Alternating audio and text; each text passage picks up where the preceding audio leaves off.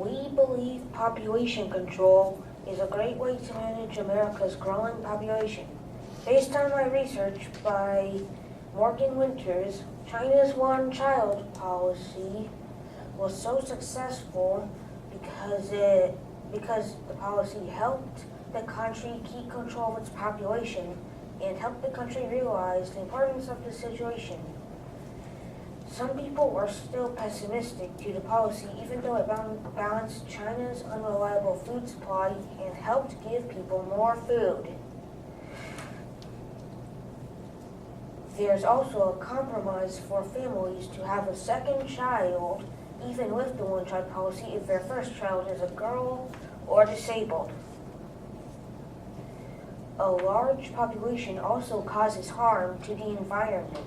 Based on my research in population control from Jonathan V. Last, author of Would a Drop in Population Be a Positive Thing?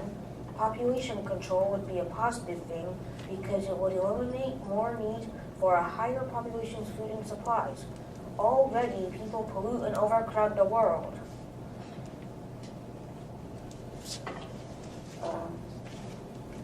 So population control is very necessary for protecting the environment.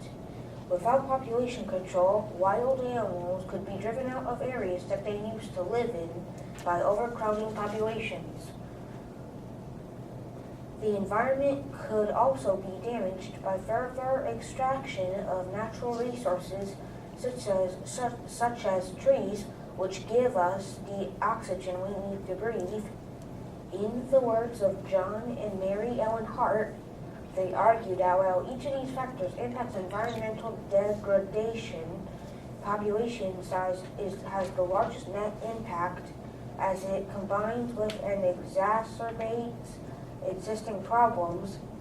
Humanity has been polluting air and water, altering Earth's climate, eliminating the habitat of plants and animals, and depleting the natural bank account of non-renewable resources.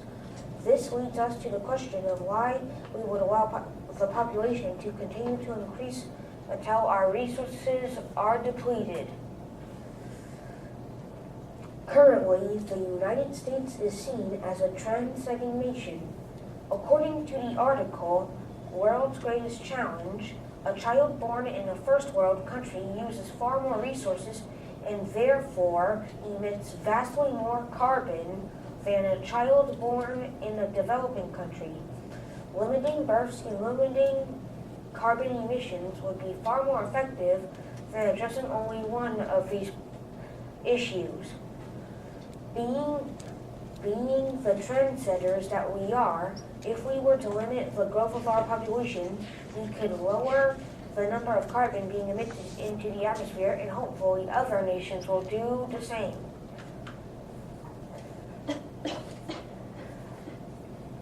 The more we control our populations, the more we can preserve our Earth's environment and stabilize the climate. With your help through population control, the world will endure, and its wildlife and humanity will as well, until the sun burns out.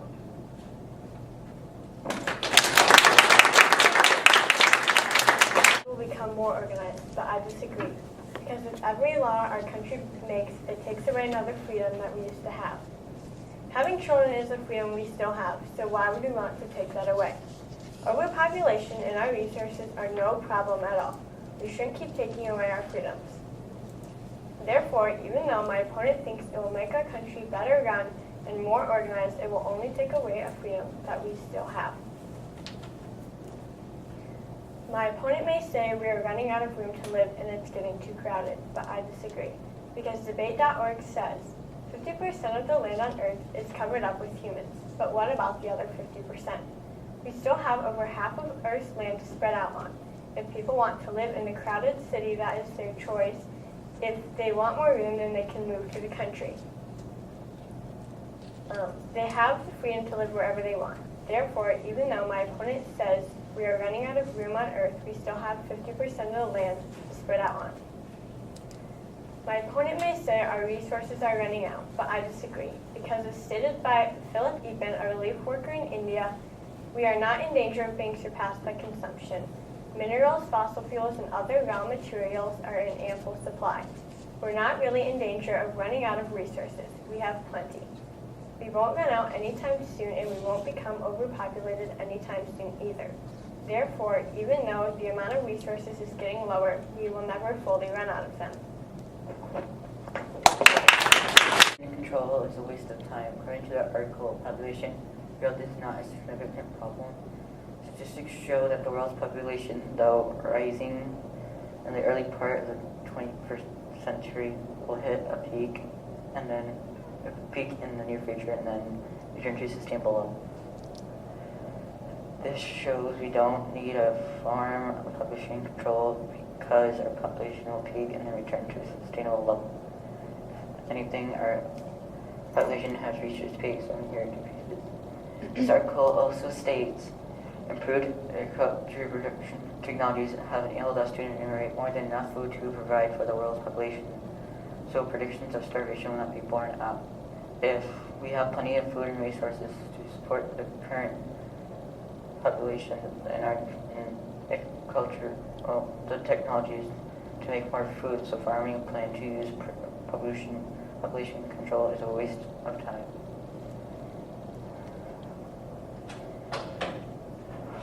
There is no benefit to the environment to use population control.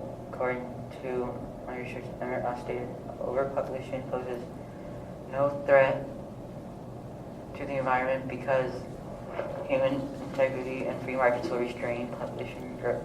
Humans have the capability to make choices so if the population becomes too big, people will know that they need to refrain from having children.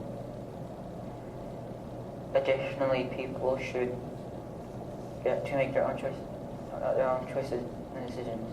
It shouldn't be up to the government to choose your life for you. After all,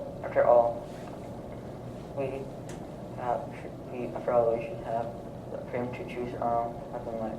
Based on my research, assuming that the institutions of property rights and marriage were in place, market enhancing reforms would create an institutional framework in which people's free choices can be trusted to have positive social consequences.